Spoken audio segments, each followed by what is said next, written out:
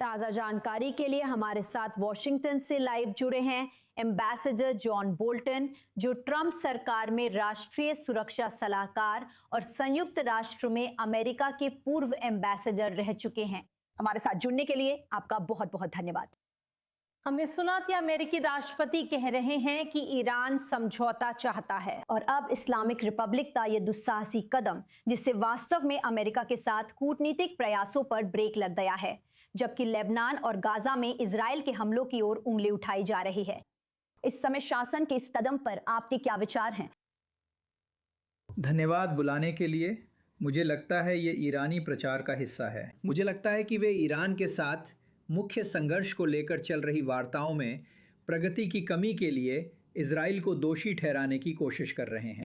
ये दिलचस्प है कि वे ऐसा कर रहे हैं, क्योंकि ये साबित करता है कि उनका हित हिजबुल्लाह की रक्षा में है, जो उनके प्रॉक्सी नेटवर्क का मुख्य आतंकवादी संगठन है। मुझे लगता है युद्ध विराम से कुल मिलाकर फायदा ईरान को मिला है। इससे उन्हें फरवरी के अंत में शुरू हुए अमेरिकी और इजरायली हमलों से हुए नुकसान से उबरने का मौका मिला है।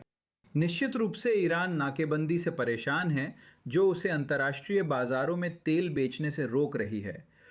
मुझे लगता है कि शासन इसे अपनी दृढ़ता की परीक्षा मानता है। उन्हें इस बात की परवाह नहीं है कि आर्थिक रूप से ईरानी जनता का क्या हाल होगा, जबकि वे जानते हैं कि ट्रंप पर अमेरिका में पेट्रोल की कीमत, महंगाई और अन्य ऐसे कारकों के कारण दबाव है जो नवंबर के चुनाव को प्रभावित कर सकते हैं। और मुझे लगता है कि शासन मानता है कि उनके पास ट्रंप से ज़्यादा दृढ़ता और संकल्प है, और इससे ट्रंप और ज़्यादा रियायतें नहीं देंगे। ट्रंप कहते हैं कि फर्क नहीं पड़ता, लेकिन सार्वजनिक रूप से वे यही कहते हैं। आगे देखेंगे क्या होता है।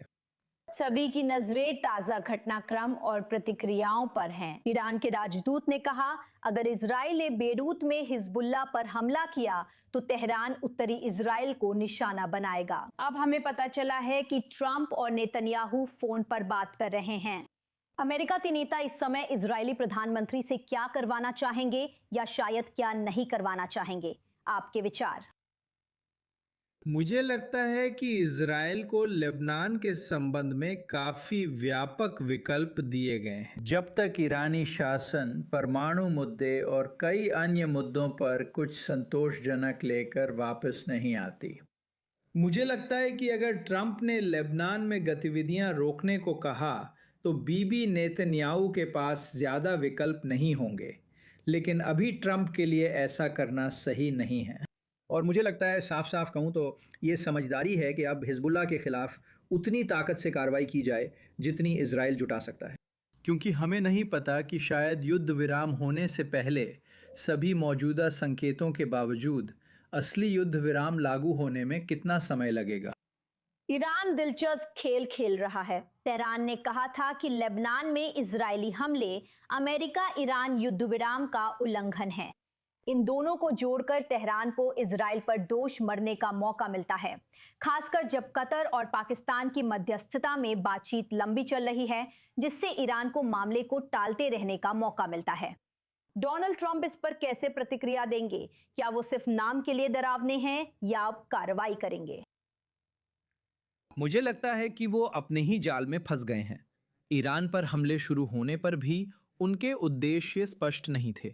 मैं 2 दशकों से शासन परिवर्तन का समर्थक हूं, करीब करीब उतने ही समय से जितने समय से बीबी नेतन्याहू भी रहे हैं।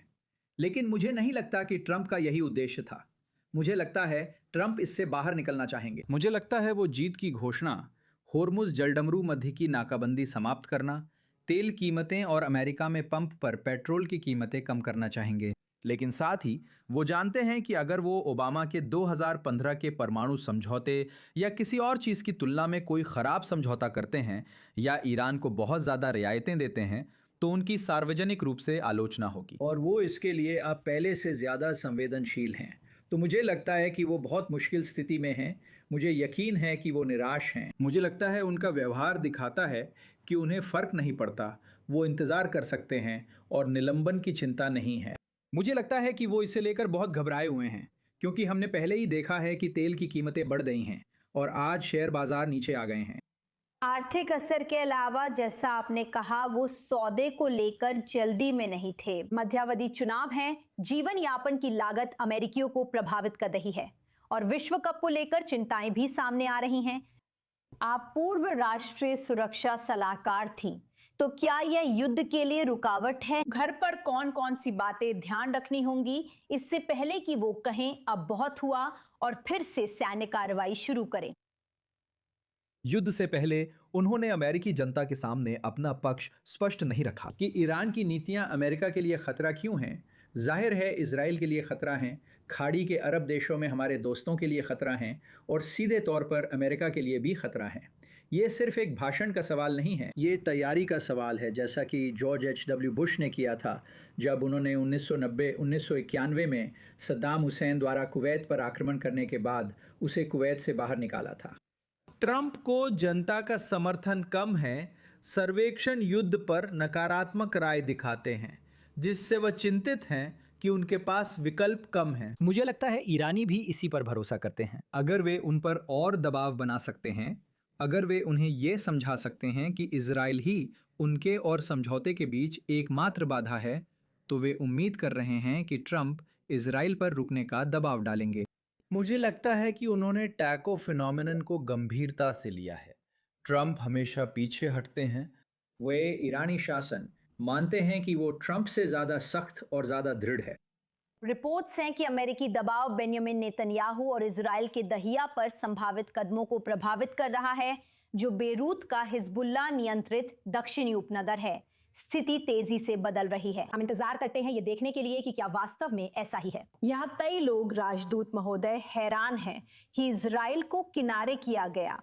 बेंजामिन नेतन्याहू अमेरिका और ईरान के बीच चल रहे प्रयासों में पूरी तरह शामिल नहीं थे, जबकि संयुक्त ऑपरेशंस एपिक फ्यूरी और रोरिंग लायंस ने फरवरी के अंत में मिलकर प्रभाव डाला था। आप इस वक्त अमेरिकी और इजरायली नेताओं के संबंधों को कैसे देखती हैं, जब ये पूरे क्षेत्र के लिए अहम समय है? देखिए, जंग के दौरान सहयोगियों के बीच संबंध कभी भी पूरी तरह परफेक्ट नहीं होते। आप द्वितीय विश्व युद्ध में फ्रैंकलिन रूजवेल्ट और विंस्टन चर्चिल के बीच संबंधों को देख सकते हैं। ये बिल्कुल भी आसान नहीं था, लेकिन मुझे लगता है कि ट्रंप ने अब तक इजराइल को लेबनान में काफी हद तक खुली छूट दी है। मैं इसका फायदा उठाता रहूंगा। हकीकत यह है कि अगर ट्रंप किसी भी समय सभी शत्रुतापूर्ण कार्रवाइयां रोकने का फैसला करते हैं, तो इजराइल के लिए मना करना बहुत मुश्किल होगा। जब तक नेतन्याहू को व्हाइट हाउस से सीधा ना नहीं मिलता, उन्हें मौका नहीं गंवाना चाहिए। हिजबुल्लाह को नुकसान पहुंचाने से इजराइल और लेबनान के लोगों को उसके खतरे से मुक्ति मिलती है और क्षेत्र में ईरान का प्रभाव भी कमजोर होता है। इसका फायदा अमेरिका और इजराइल दोनों को होता है। विडंबना ये है कि कई लोग मानते हैं अमेरिका ने इजराइल को हिजबुल्लाह के खतरे को खत्म करने से रोका, और जब इजराइल उन ईरानी प्रॉक्सी के खिलाफ जवाबी कार्रवाई करना चाहता है जो नागरिकों और सैनिकों पर रॉकेट और ड्रोन दाग रहे हैं, तो इसकी भारी कीमत भी चुकानी पड़ी है। स्थिति तेजी से बदल रही है। बहुत बहुत धन्यवाद। हमें यही रुकना होगा। आपके समय के लिए धन्यवाद। राजदूत जॉन बोल्टन, DC से लाइव। द रनडाउन पर जुड़ने के लिए धन्यवाद।